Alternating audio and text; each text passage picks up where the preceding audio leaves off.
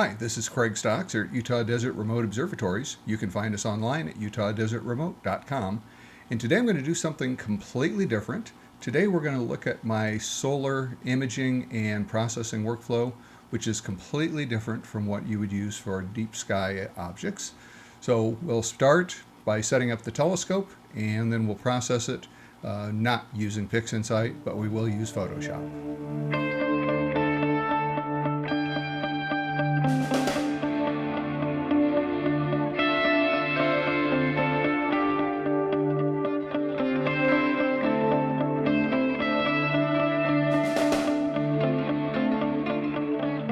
So to get started, let me explain. My solar scope is actually here at my house, and it's in the backyard, set up on a tripod. I do have a computer control on it, and we can connect to that computer like I do to all of my telescopes using Google Remote Desktop.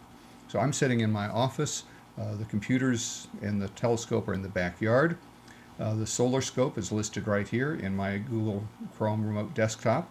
So if I click on that, that will connect me to the PC on the solar scope. And right now, SharpCap is open. The scope is in its kind of home position, pointed up towards the North Star.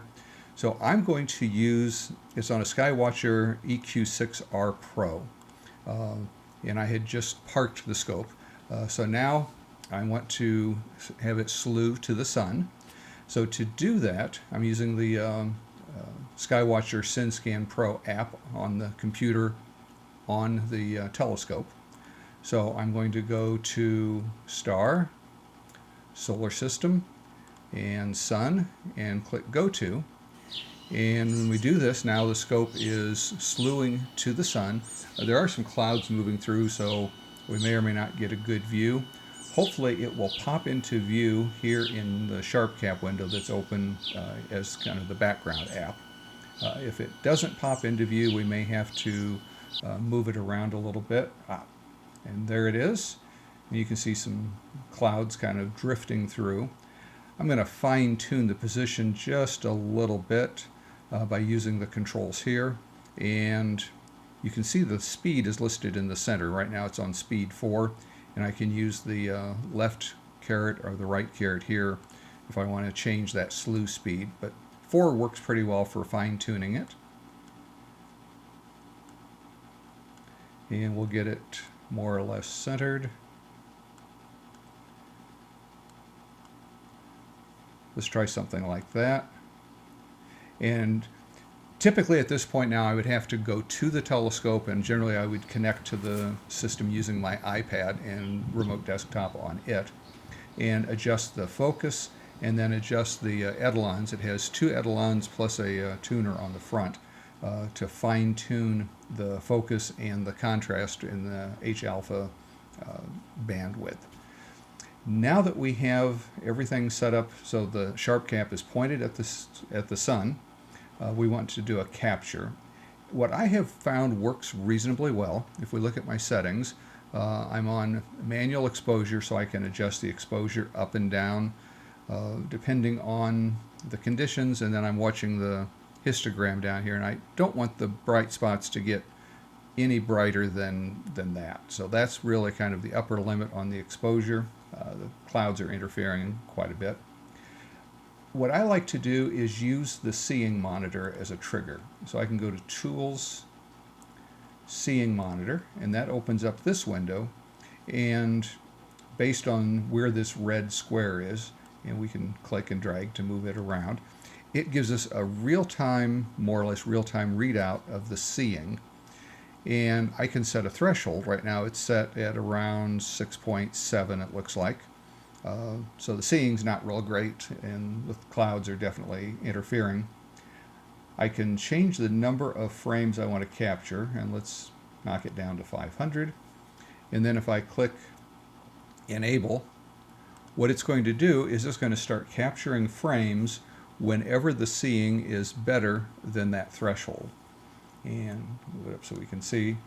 It's previewing. Eventually we'll get to the point where if the seeing gets above the threshold, then it will start showing the frames captured.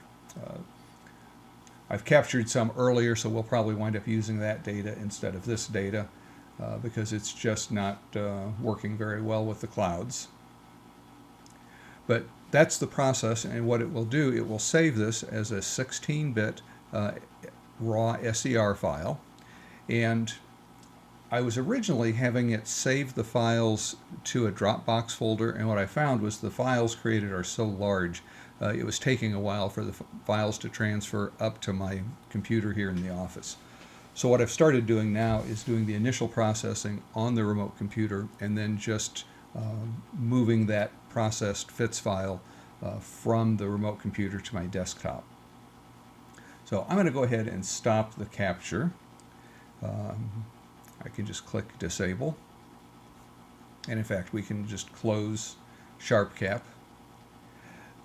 Once it has captured images, the next step is to use AutoStackert, and as I mentioned, I've got that on the remote computer now.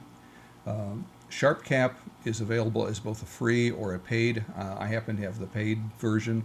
AutoStackert is free for non-commercial use. And it's very simple if you just follow the numbers. You've got number 1 is open, 2 is analyze, and then 3 is stack. So to start with, let's open one of the raw files that we just created. And here's one from a little bit ago. When I click on it, you can see the preview. So we have this file open, and I can control click if I want to move this anchor to another point. And at this point, now this is 1,000 frames, and I've already set the image stabilization to surface. I have improved tracking turned on. We can use find anchor if we want it to automatically find anchor points instead of using this one. And it's going to do an automatic quality estimate. And I've already set that I want to save 100 frames in the FITS file format. But the next step is to analyze. So I'll click on the Analyze button. And what AutoStackert is going to do is go through those 1,000 frames and analyze each one for quality, and then it's going to more or less sort them into descending quality sequence. So if we choose to use 100 frames, it's going to use the 100 best frames, or if we used 200, it would use the 200 best. This will take a few minutes to run, so we'll pause the video here and come back when it's done. So AutoStackert is done analyzing the image, and this graph shows us the quality of the frames from the best to the worst, and I've chosen to stack the best 100. We need to place an auto positioning grid, and the settings that I have here, I've got a 104 set as the auto AP, and that's the size, the pixel size of the auto positioning points. And I also have the max brightness set at 35, and these are, you'll have to try different settings to find a good number of autofocus or auto positioning points. I find somewhere in the hundreds to 1,000 or so works pretty well. This gave me 1,300, and you can see it pretty well covered the entire surface, so that's good. So at this point, we have the auto positioning points in position. We can click stack, and now AutoStackert is going to go through and combine those best 100 frames and create a FITS file. So once again, we'll just pause till this is done. So AutoStackert is done, and it has created an output file for us. So let's go ahead and close AutoStackert, and I'll open up the browser, and this is my solar folder on the local computer, or I should say the remote computer that's at the telescope. Here's a folder for SharpCap images. This is where we've been working. Here's June 6, capture, and there's a folder now from AutoStackert. And if we open that, here is the FITS file and the sidecar file that it created. And what I want to do now is move this to my main computer here in the office. And to do that, I'm just going to drag it over to this Solar DB folder. That's my Dropbox folder. And now this is a fairly small, kind of a reasonably sized folder. Now we're pretty much done with the remote computer.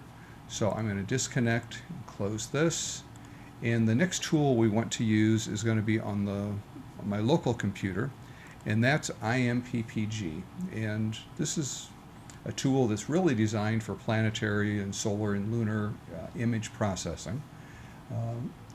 We'll use the icons up here first to open the file, and we need to go to the SolarDB, and here's the file that we just saved and copied over. So we can see the preview. You can see a little bit of a dotted line here. That's showing the currently selected area, and I want to select and process the entire image. So I'll click on this icon to select the entire image. And IMPPG does a couple of things really well. First, it does a good version of deconvolution, and it also has some unmasked sharpening. And you can play with these sliders, zoom in and out, scroll back and forth to find the combination that works best for you. In terms of sharpness, that looks pretty good. The other thing it does, it has this tone curve tool, which if it doesn't showing, you can activate it with the icon in the toolbar. And generally, I like to use log. So rather than using just the standard histogram, it's showing it logarithmically. And you want to click on smooth. And then you can put points on the curve and move it up and down. Moving up brightens, down darkens, and it will lighten and darken at whatever point you put the dot. So for instance, if I put a dot here and pull up, you can see it's lightening, and it lightened the background quite a bit. In fact, it lightens it enough that we can really begin to see these prominences. But the disk is getting too bright. So there's two different approaches. One approach would be to brighten the background enough to be able to see the prominences. Say something like that, and then adjust the curve to give us good overall contrast on the disk of the sun, and do the best we can to try to get all of the data to be visible from the dark areas. And when we brighten up the darks, we're brightening both what would be the black sky behind it as well as the details on the sun. So it's a little bit of a trial and error, but we could do, say, something like that, and then click process the entire image. And move myself out of the way. It'll show down here if it's processing or idle. And at this point I can save it, and I generally have just been saving in sequence. So the last one was 43, this one will be 44. And again, I'm saving this in that same Dropbox folder. The other thing you can do is a combination of brightening the limb of the sun and then inverting the surface of the sun. And to do that, we start the same way. We brighten the darks, but then we come over to the right and we grab this whites slider and drag it down, and then we adjust the values in the middle, and we find some combination that shows us the detail on the limb of the sun, the prominences, and inverting the surface seems to do a better job of showing those details. And again, it becomes a little bit of a trial and error. And you'll notice that it's not even, and it could be that my scope is just not collimated correctly, or I don't have it adjusted well. I will be the first to admit that I am very much a rookie at this.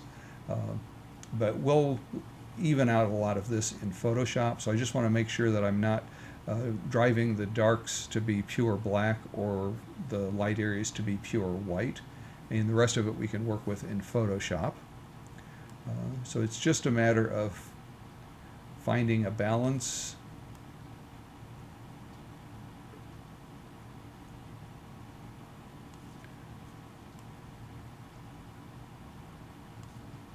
And like I say, it's very much a trial and error process. In general, if you're looking at the curve, you don't want any straight or flat areas. For instance, if this area line is down here, then there's no difference in brightness between here and here, these brightness levels. And if you look at the image, you can see we've got a lot of the image that is just being rendered as gray because we're compressing everything between this tonal value and this tonal value to be that same gray. So try to avoid having any areas that are flat or horizontal. And I think I'm going to quit there, and then we'll just save this and we'll give it a different number. We'll just number this one 45 and save it. And at this point, we're ready to go into Photoshop. And that's where all the rest of the processing gets done. And we'll decide whether we like the straight or inverted surface. So just like I always do in Photoshop, I'm going to go to File, Scripts, Load Files into Stack. And that gives me this dialog box where we can browse for those two files that we just created from IMPPG. And it'll be in the SolarDB. And there they are, the last two. Click OK to select those two, and then OK again. Now the first thing I need to do when these are opened, these are grayscale. Obviously they're monochrome, but they're more than just a monochrome image. They're a grayscale image, which means there are no color channels. So first thing we need to do is change the image mode. Go to Image Mode, and you can see it's on grayscale, and we need to change it to RGB color so that we can assign color. And no, I don't want to merge these two layers. Now we have a color image. It still looks the same. The difference is we can now create colors using the various tools in Photoshop. And there is the straight version. There is the inverted version. I think I like the inverted version better, so we'll work with that for now. First thing I want to do is create some adjustments. I want to drive the background, the sky area, to black and bring out more of the prominences. So I'm going to do that with a levels adjustment. And looking at the properties panel, I can see that the blacks don't really start until well into the upper shadow regions. So I'm just going to grab the black slider, and notice as I move it to the right, it's making the sky background blacker. And if it gets too dark, I can bring some of the midtones back. And I'm just trying to find a balance where we can see all of the prominence, but we're driving the background to more or less black. And it doesn't have to be perfect, but I want to get it fairly close. Now that's good for the background. We can see some fine detail around the prominences, but it's much too dark in the blacks for the surface of the sky. So we don't want this adjustment layer to apply to the surface of the sun, and we're going to control that by using this mask. And all adjustment layers kind of come for free with a mask, and that's the white thumbnail to the right of the, in this case, the levels adjustment layer icon. I want to put a black circle on the mask that completely hides the sun, so that this adjustment layer is only affecting the sky and not affecting the surface of the sun. To do that, I'm going to go to the marquee tool, and right now I have the elliptical marquee tool selected. If I click and hold, I could choose rectangular or elliptical or different shapes. I want elliptical because a circle is a type of ellipse. And if I click and drag, now I'm going to click and keep holding the mouse button for quite a while, and you'll see it start to drag out an ellipse or a circle. If I want it to be a pure circle, I can hold the Shift key. So with my left hand, I'm going to press on the Shift key, and now it's going to make it bigger or smaller. If I want to reposition it, still holding the mouse button down, still holding the Shift key down, I'm going to use my thumb now and press the space bar. And now I can move this marquee around and position it over the surface of the sun. If I let go of the space bar but still keep the Shift key down, I can fine-tune the size so that it matches the size and position of the sun.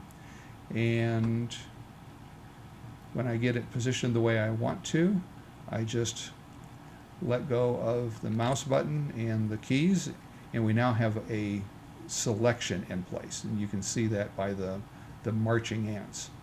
Now I want to fill this selection with black. Currently black is my foreground color, so I can fill with the foreground color by holding the alternate key or option on a Mac and pressing the backspace button. And when I do, you'll notice that we now see a black circle here on the mask. So we just hid this adjustment layer from having any effect on the surface of the sun. And I can Control D now to unselect or remove that selection. If I turn the mask on and off, I can hold the Shift key and click on the mask.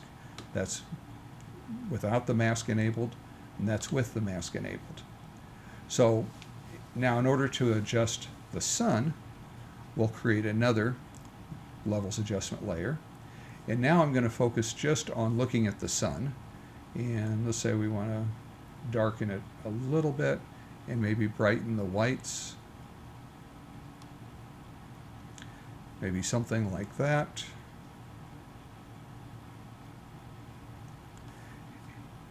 Now, this is having an effect everywhere, and just like before, we don't want it to affect the background. We've already got a mask for the sun, for the circle. I can copy this mask to another layer by holding the alternate key or option on a Mac. Click and drag, and you can see now we copied the mask from the background to the surface of the sun, but it's just the inverse of what we want. It's hiding the adjustment layer from the surface of the sun, and we want just the opposite of that. So to invert the mask, I'll press Control I, and now this adjustment layer is affecting just the surface of the sun.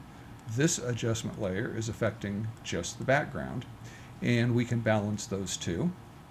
If I want to add another adjustment layer, let's say we want to darken more of the sun, but not this part. I'll add another adjustment layer. Now they're levels, and again I'm going to darken the background, but now it's really playing havoc right here. So we need to do two things. First, I'm going to copy this mask so that we're not affecting the background. Now I'm going to grab my brush tool by tapping B with black as the foreground color, and I can use the left and right bracket keys to make the brush bigger or smaller. And let's start at about 40% opacity, and I'll just start clicking and painting in areas where I don't want this adjustment layer to have an effect. And now we can get a better idea of what effect it is having. And if we need to fine-tune that mask, I can come back, switch to white, and maybe go to 10% opacity by tapping the 1 key. And we can paint some of that effect back in here to smooth the transition.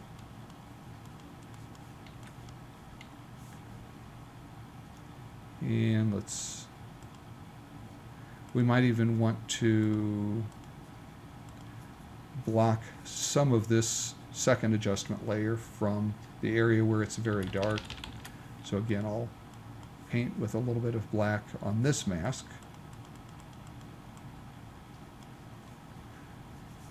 And sometimes this is fairly easy to do, sometimes it's a little more difficult to do. It will vary a lot depending on the image. And I would say overall I'm not doing particularly well with this image.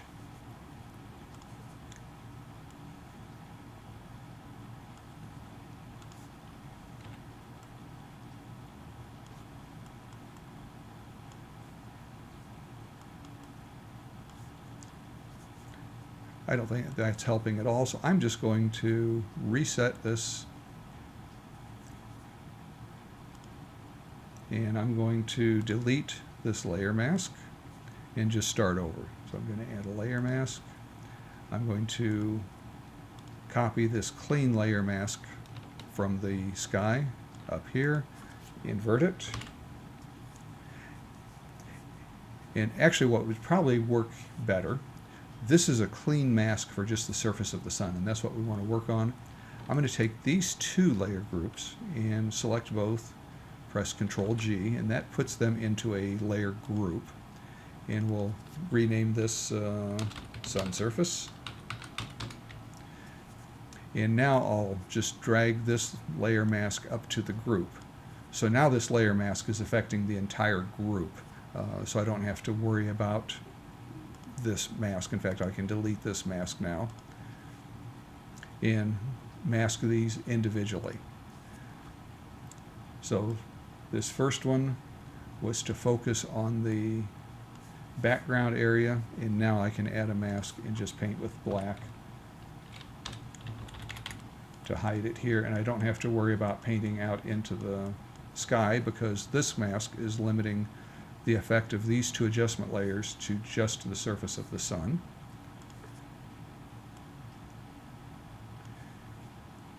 And if I want to brighten just this area a little bit, I'm going to add another levels adjustment, and we'll focus on just brightening. I'm really just watching this region. Now I'm going to invert this layer mask to hide that adjustment and paint with white to paint that in right there. And we're getting a much better result now approaching it this way. Part of the trick was using this layer group to combine these adjustment layers into a single group. And of course I can turn all of them off and on all at once.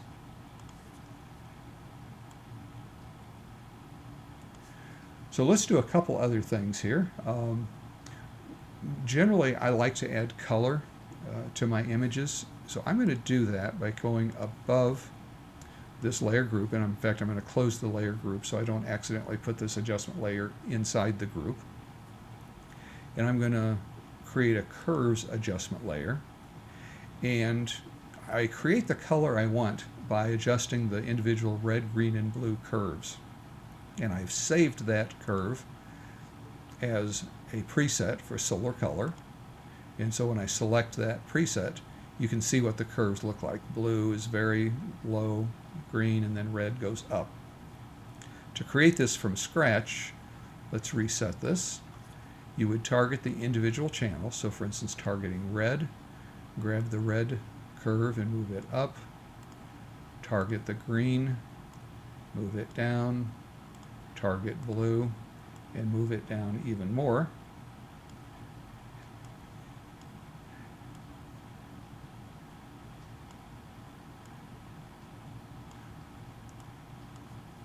Let's say something like that. If you want to fine-tune it, I could come back to the red, put more or less red in, green.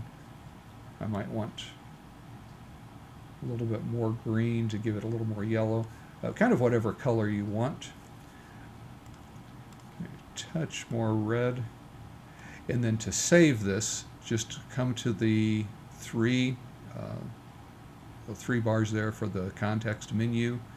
Click on that, and we want to do a Save Curves preset, and then just give it a name like Solar Color, and press Save, and you'll have saved that so that in the future all you have to do is create a new Curves and go to the preset, choose Solar Color, and there's your color.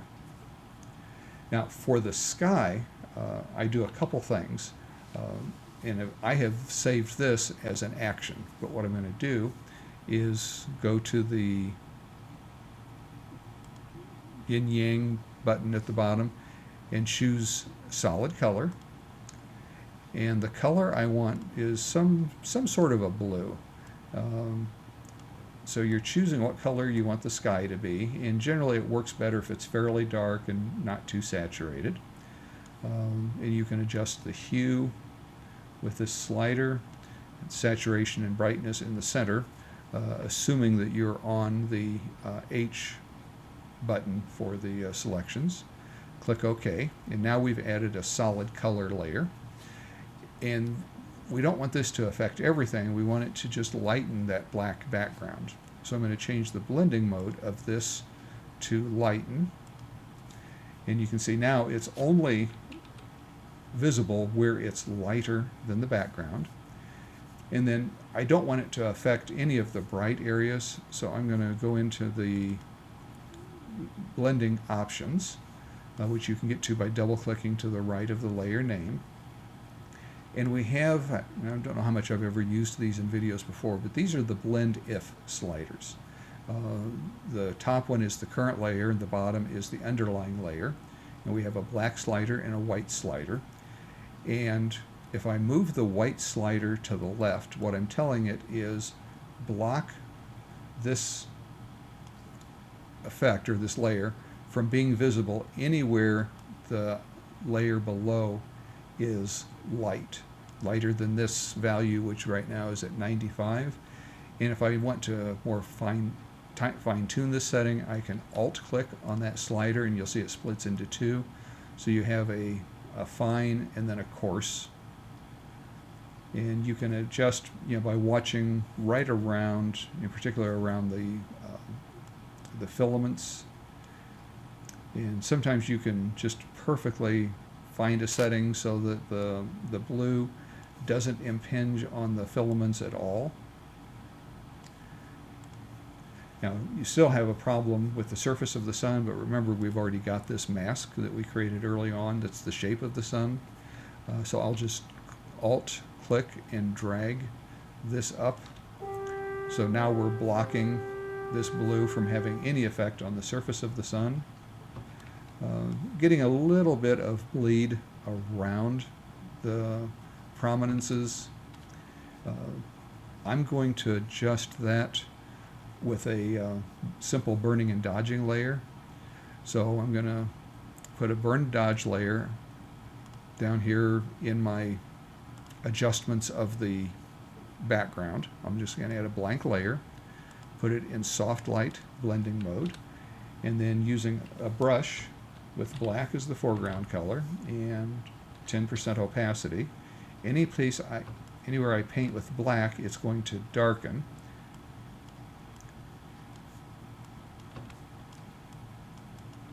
And it's having a little bit of a bleed over effect onto the sun. So again, we'll just use this same mask to hide this adjustment layer or this burning and dodging layer from the sun. And let's brighten the prominences a little bit.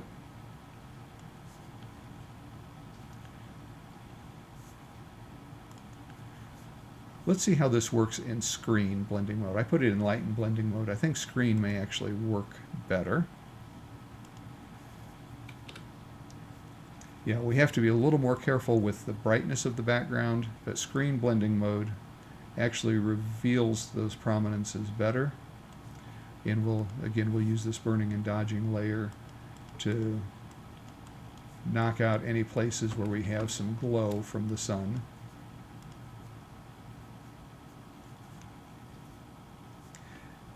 Now, if I want to do the same thing with the surface of the sun, I'll go inside the sun surface layer, and I'll add a blank layer and put it in soft light blending mode.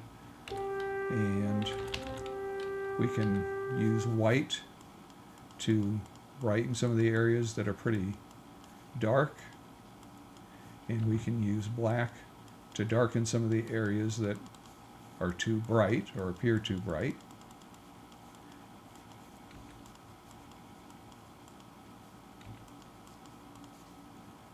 And generally I would crop this image. So I usually find that square works well, or 1:1.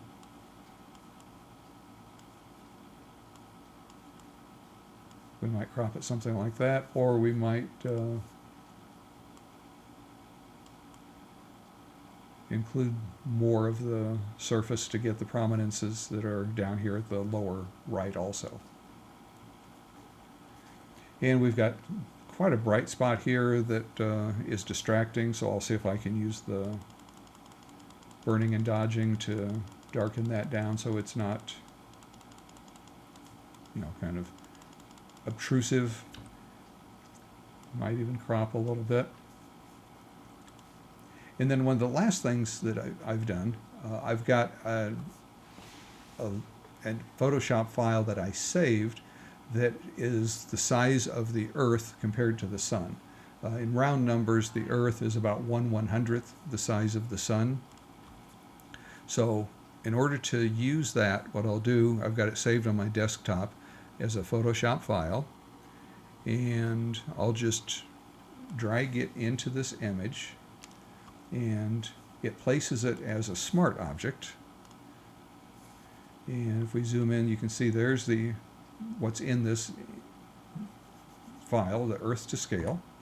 And we can just move it off to the side somewhere so that we have a reference of how big is the Sun relative to the Earth. Now, that's the basic process. You can spend a lot of time tinkering with it, trying to fine-tune things. I might even come back and see if I can take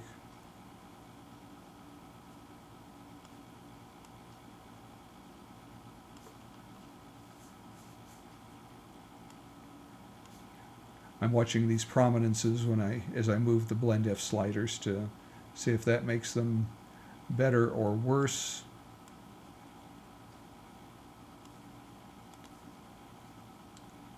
So I think I'll just leave that where it is. And of course you can do any other filters that you want on these images if you want to add sharpening or local contrast, or open it in as a smart object in the camera raw filter.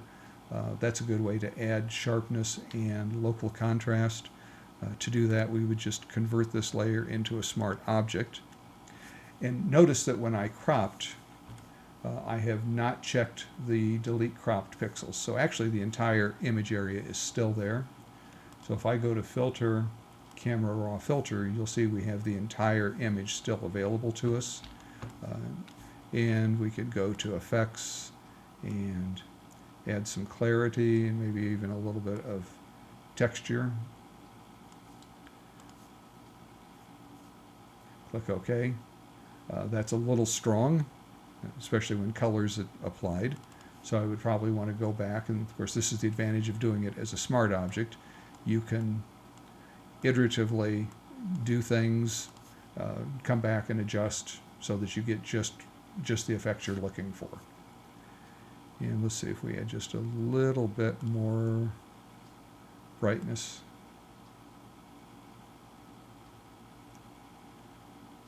And you can see we're getting much too bright here at the top. So we have to find a happy medium. That's better. And we have the other file as well. Let's turn off these adjustment layers. This is the other version of the Sun where we used the straight adjustments. So we could always come back and play with it and see if we like it more or less. Let's turn on the color. So that's the straight version. This is the inverted version. I find I tend to like the inverted surface of the Sun better. I feel like it shows the texture a little bit better. You do have to be a little bit careful that you don't go overboard with the texture.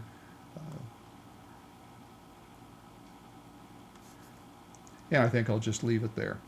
So at this point, I would save this as a Photoshop file so that all the layers are kept intact. And if I want to save this as a JPEG, I would use File, Save a Copy. And if I'm saving a copy, then I can choose a different folder, choose JPEG as the file type, and give it a name. And so I've saved this as a JPEG, but still have the original file completely intact.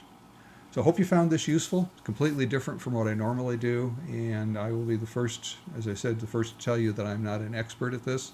I'm still kind of feeling my way through, so if you have any suggestions or comments or questions, drop those in the comments down below. And as always, I hope you have a great day today under a clear blue sky and a great night tonight under a clear dark sky.